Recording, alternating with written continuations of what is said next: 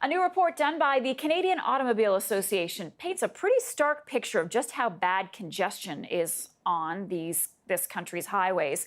CTV's Erin Paul is looking at that study. She joins me now in studio. Erin, the report says bottlenecks are comparable to those in LA and New York. We know that. We live it every day. I was going to say, commuters in this country absolutely do know that. But I do want to point out that this is a different type of report than we've seen in previous times, because it looks at the entire country to get a better picture on just how severe congestion is coast to coast. So, of course, let's start with Toronto, which has one of the 5 of the top 10 worst bottlenecks in the country, including the top spot, which is a section of the Highway 401 between 427 and Yonge Street.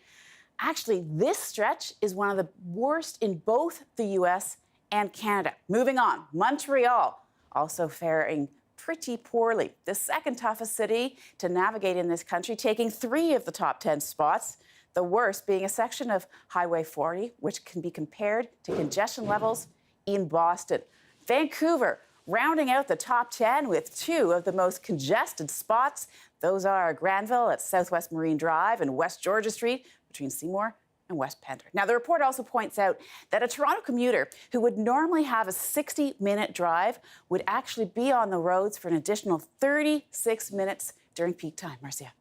So what sort of toll does this take on drivers, Erin? Well, we know the obvious ones. We're talking about the frustration, the stress, lack of family time.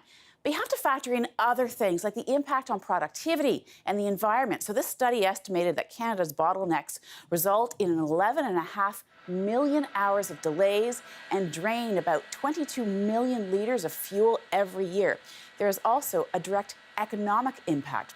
According to the study, when trucks are stuck in traffic, the goods they are moving become more costly to businesses and consumers. And that lost productivity from delayed passenger trips and freight deliveries harms regional and national economic competitiveness. Now, the study did not offer any solutions to the gridlock. Of course, we know, though, at least in the city of Toronto, highway tolls are being studied as a way to try to reduce the congestion. All right, Erin, thanks very much. You're welcome.